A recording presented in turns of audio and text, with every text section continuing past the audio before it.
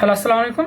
প্রিয় এইচএসসি পরীক্ষার্থী এবং HSC first year, second year এবং এডমিশন প্রার্থী যারা আসো, তাদের উদ্দেশ্যে আমি ইন্টিগ্রেশনের একটা ক্লাস নিয়ে এসেছি। ক্লাসটা হচ্ছে ইন্টিগ্রেশন অপারেটরের সাহায্যে আমরা কীভাবে ক্ষেত্রফল বের করতে পারি। তোমরা ভালো করেই জানো যে আসলে ইন্টিগ্রেশন সব থেকে বেশি ইম্পর্টেন্ট ম্যাথগুলো হচ্ছে কি ক্ষেত্রফলের যে ম্যাথগুলো আছে, সার্কেলের আছে, যে স্ট্রেট লাইনের আছে, বা প্যারাবোলা হাইপারবোলা আছে এবং একটা স্ট্রেট লাইন আছে, এদের আবদ্ধ তলে ক্ষেত্রফল বের করো। অথবা একটা সার্কেলের ইকুয়েশন একটা আছে, মানে একটা বৃত্তের ইকুয়েশন আছে এবং একটা স্ট্রেট লাইনের ইকুয়েশন আছে। এই দুইটা যে অংশটুকু আবদ্ধ করে থাকে এর ক্ষেত্রফল বের করো। তাহলে আজকে আমি যে জিনিসটা দেখাচ্ছি সেটা হচ্ছে সার্কেলের বিভিন্ন ক্ষেত্রে কীভাবে আমরা আবদ্ধ তলের বা আবদ্ধ অংশের ক্ষেত্রফল বের করতে পারবো, আমি খুব ইজিলিভাবে আলোচনা করব। আশা করি তোমরা দেখলেই বুঝতে পারবা। এবং এই একটা জিনিসের মধ্যে আমি অনেক কিছু আলোচনা করব, যেটা হচ্ছে তোমার আরেকটা, যখন তুমি এরিয়া বা ক্ষেত্রফল বের করবা, যেমন প্যারাবোলা আছে, হাইপারবোলা আছে, এই টপিকগুলো তোমার ওখানে আলোচনা হবে। তো তুমি যদি এই ভিডিওটা ভালো করে দেখতে পারো তাহলে অবশ্যই তুমি পরে যে ম্যাথগুলো করবা এগুলো তোমার জন্য ইজি হয়ে যাবে। তো আমি এখন তোমাদেরকে সার্কেলে যে মেইন ইকুয়েশন আছে, মেইন ইকুয়েশন আমি আলোচনা করব। যাদের মনে থাকবে না তারা অবশ্যই দেখে নেবে। আমি একটা মূল পয়েন্ট থেকে শুরু করব। সার্কেলের জিনিসটা কি ওখান থেকে আমি শুরু করে দেব। তো এখন আসলে শুরু করা যাক। তো এখন আসলে আমরা ইন্টিগ্রেশন অপারেটরের সাহায্যে আমরা সার্কেল অর্থাৎ বৃত্তের এরিয়া বা ক্ষেত্রফল বের করব। ক্ষেত্রফল কীভাবে বের করব এটা এখন আমরা দেখব। আমরা সকলেই জানি যে বৃত্তের বা সার্কেলের একটা ইকুয়েশন আছে। যখন সার্কেলের কেন্দ্র 0.0 বিন্দুগামী হয় তখন আমাদের ইকুয়েশনটা কি, x minus h whole square, আগে আমি ধরি এটা হচ্ছে main equation, plus Y minus k whole square equal two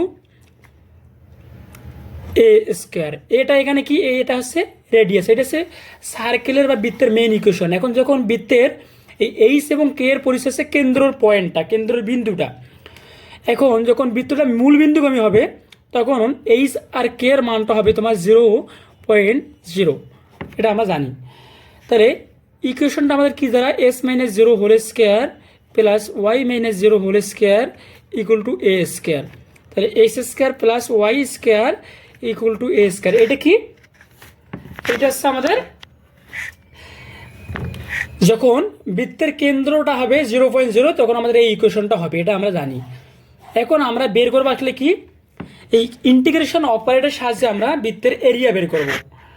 area বের করতে হলে তোমার সবসময় একটা জিনিস মনে রাখবা, এক্ষেত্রে এক্সটাকে ধরবা কি ইন্ডিপেন্ডেন্ট ভেরিয়েবল, মানে স্বাধীন ভেরিয়েবল যেটা অন্যের উপর ডিপেন্ড করে না, আর ওয়াইটাকে ধরবা ডিপেন্ডেন্ট ভেরিয়েবল, বা যেটা কি স্বাধীনের বিপরীত কি পরাধীন, মানে যেটা আছে এক্সের ভ্যালুর উপর ডিপেন্ড করবে। তাহলে এখান থেকে আমরা বের করতে পারি y square equal to A square minus x square. তাহলে আমরা সবসময় ওয়াইয়ের ভ্যালু বের করবো, ওয়াই ইকুয়াল টু হবে plus minus root over a square minus x square. এতটুকু আমরা বুঝলাম। এখন একটা মেন বিষয় হচ্ছে আমরা যেটা দেখবো, যেহেতু আমরা এরিয়ার বা বৃত্তের সার্কেল বা সার্কেলের এরিয়া বের করব, সেহেতু আমাদের একটা জিনিস মনে রাখতে হবে, আমরা কিসের সাহায্যে বের করব, আমরা ইন্টিগ্রেশন অপারেটরের সাহায্যে বের করব। তাহলে ইন্টিগ্রেশন অপারেটরের মাধ্যমে বের করতে হলে আপার লিমিট এবং লোয়ার লিমিট লাগে। তাহলে এই ক্ষেত্রে আমরা আপার লিমিট এবং লোয়ার লিমিটটা বের করব। সাপোজ আমি মনে করলাম এটা একটা সার্কেল, তাহলে সার্কেলটাকে আমি মনে করব এটা কি আমাদের সেন্টার 0.0, এই সেন্টারে এই দিক থেকে এই দিক হচ্ছে রেডিয়াস, এই দিক থেকে এই দিক রেডিয়াস। তাহলে রেডিয়াস হচ্ছে আমরা রেডিয়াসকে ধরেছি এ না, তাহলে এইখান থেকে এইখান পর্যন্ত হচ্ছে এ। তাহলে এই যে এই পয়েন্টটার কথা চিন্তা করো, এই পয়েন্টটা কত হবে, আমরা বলতেই পারি এ কমা 0, আমি 0 ধরলাম। তো এখন হচ্ছে আমাদের মেন জিনিসটা হচ্ছে, আর এই পয়েন্ট হচ্ছে 0.0। তাহলে আমরা এক্সের দুইটা ভ্যালু পেয়েছি, একটা হচ্ছে এই আমাদের এরিয়াটা বের করতে হলে এখান থেকে এখান পর্যন্ত বের করতে হবে।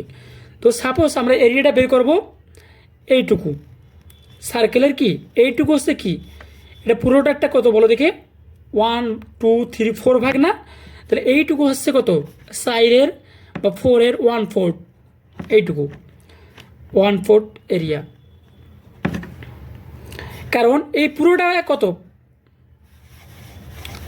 এই পুরোটাকে আমরা কয় ভাগে ভাগ করছি, 4 ভাগে ভাগ করা যায় একটা সার্কেলকে, 4টা কোয়াড্রানে ভাগ করা যায়।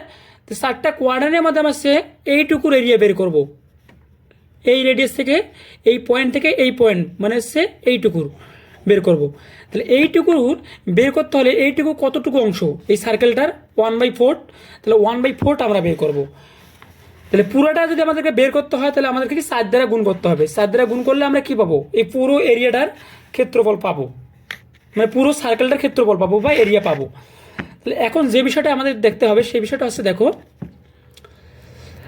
যে ওয়াইটা আমরা পেলাম, তাহলে আমরা এক্সের দুইটা ভ্যালু পেয়েছি, একটা 0 একটা হচ্ছে এ। তাহলে এটা হচ্ছে এখানে কি, এই থেকে এইখানে কি আপার লিমিট, আর 0 এখান থেকে শুরু হয়েছে, 0টা হচ্ছে তোমার কি লোয়ার লিমিট।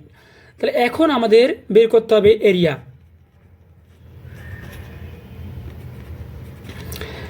তাহলে আমরা যদি পুরো সার্কেলটার কি এরিয়া বের করতে চাই, কি বের করতে চাই, এরিয়া বের করতে চাই, তাহলে আমাদেরকে কি করতে হবে, অবশ্যই 4 দ্বারা মাল্টিপল করতে হবে, 4 দ্বারা মাল্টিপল করতে হবে। আমরা এইটা যেটুকু বের করবো সেটা হচ্ছে এইটুকু অংশ। তাহলে আমরা যদি এই পুরোটার বের করতে চাই তাহলে অবশ্যই আমাদেরকে 4 দ্বারা মাল্টিপল করতে হবে, এটুকু বুঝলাম। তাহলে 4 দ্বারা মাল্টিপল করলে আমাদের ইন্টিগ্রেশন অপারেটর হচ্ছে, এটা ইন্টিগ্রেশন অপারেটর, আপার লিমিট হচ্ছে এ, মানে এক্সের ভ্যালুটা এ হবে, কারণ এখানে আমাদের ভেরিয়েবল বা ইন্ডিপেন্ডেন্ট ভেরিয়েবল কি এক্স, তাহলে এখানে তুমি ডিএক্স দেবা, দেখো ডিএক্স দেবা, যেহেতু এখানে আমাদের ইন্ডিপেন্ডেন্ট ভেরিয়েবল কি ওয়াইটা কার উপর ডিপেন্ড করতেছে, এর উপর, এক্সের উপর, তাহলে ডিএক্স লাগবা।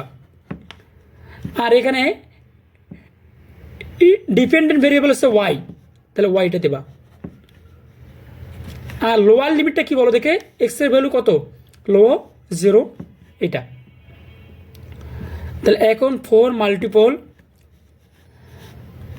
তাহলে হচ্ছে এ 0, আর ওয়াইয়ের মানটা কত বলো দেখে, plus minus √a² minus x² into dx, এইটা।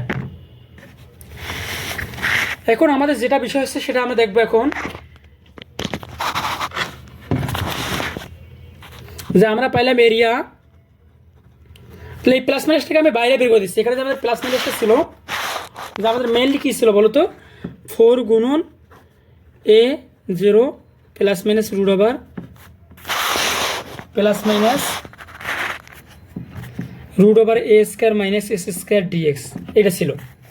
ওকে ফাইন, এই প্লাস মাইনাসটাকে আমি বাইরে বের করে দেবো, plus minus 4 a0 √a² minus s² dx.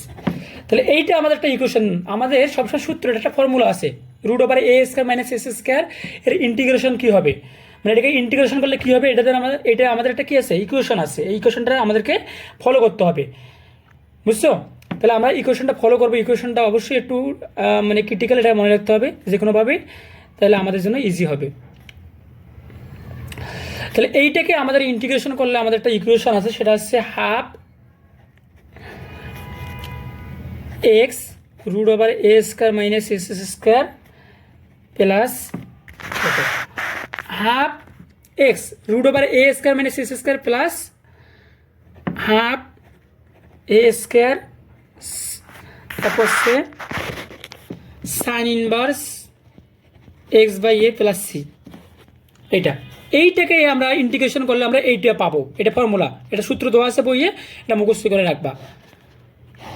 আর আমাদের আপার লিমিট হচ্ছে এ, এখন 0, আমাদের ইন্টিগ্রেশনের কাজ শেষ হলো, ইন্টিগ্রেশন অপারেটরের কাজ শেষ, ইন্টিগ্রেশন অপারেটরের কারণে আমাদের এইটার কারণে এটা আসলো।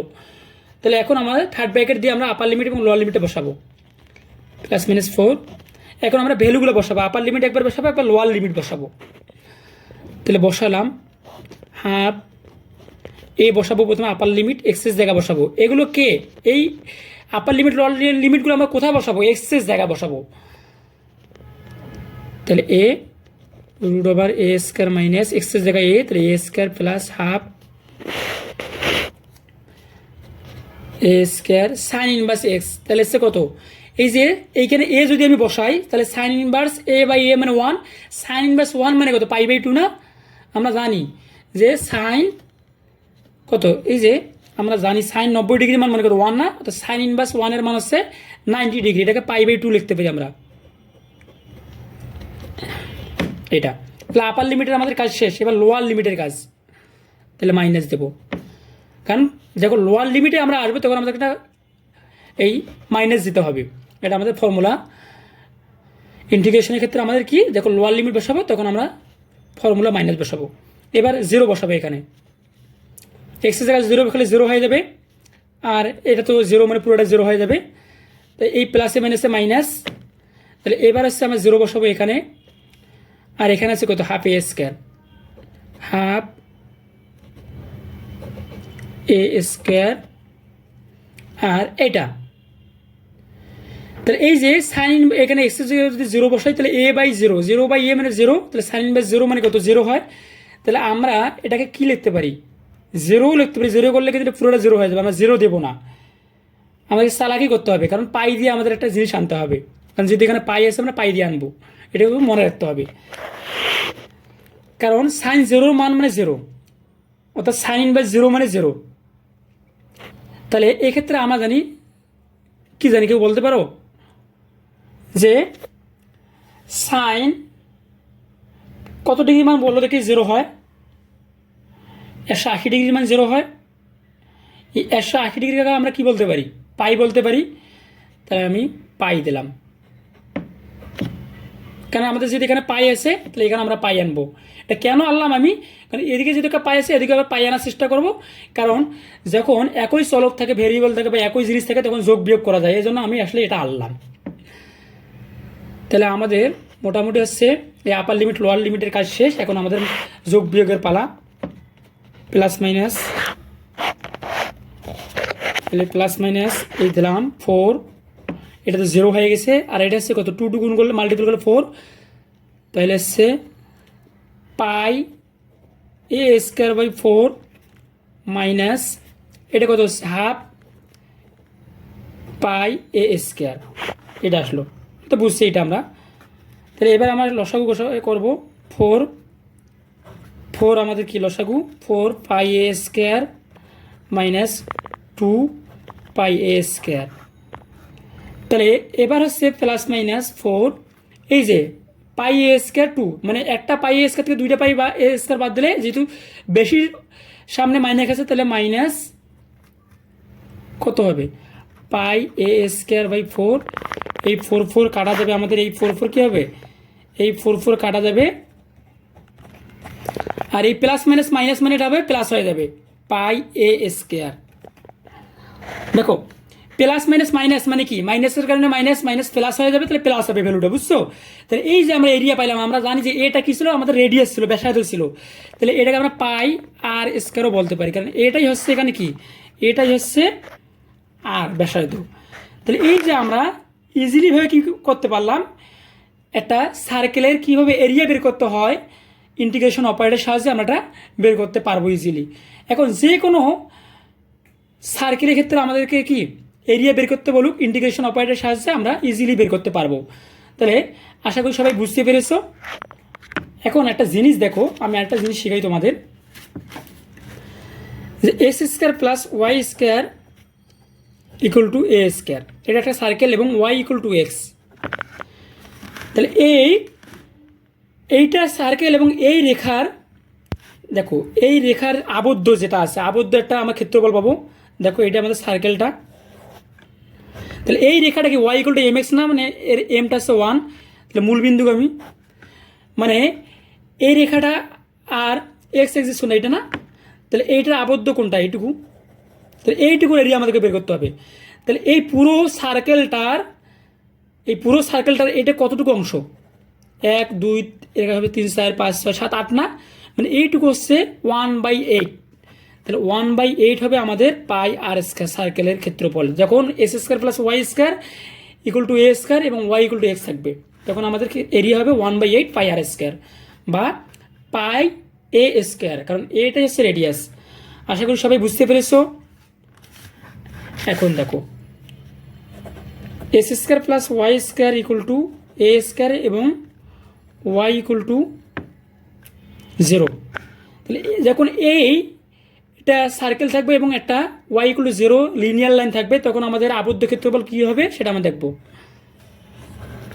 এটা হচ্ছে আমাদের সার্কেলটা, ওয়াই ইকুয়াল টু 0 কোন এক্সিসে, এই যে পুরো এক্স এক্সিসে। তাহলে এই ওয়াই ইকুয়াল টু 0 লাইনটা এই পুরো এরিয়াটাকে কয় ভাগে ভাগ করতেছে, এদিকে একটা এদিকে একটা, তাহলে 2 ভাগ। তাহলে আমাদের এরিয়াটা হবে হাফ, কারণ আমাদের এরিয়াটা হতে পারে এইদিকে হতে পারে এইদিকে। তাহলে এরিয়াটা হবে হাফ পাই আর স্কোয়ার বা পাই এ স্কোয়ার। কেন হাফ হলো, কারণ এটা হচ্ছে 2 ভাগে ভাগ করেছে আমাদের এরিয়াটাকে। বুঝছো? আশা করি সবাই বুঝতে পেরেছো। অবশ্যই ভিডিওটি ভালো লাগলে অবশ্যই কমেন্ট বক্সে জানাবা। ওকে, ধন্যবাদ।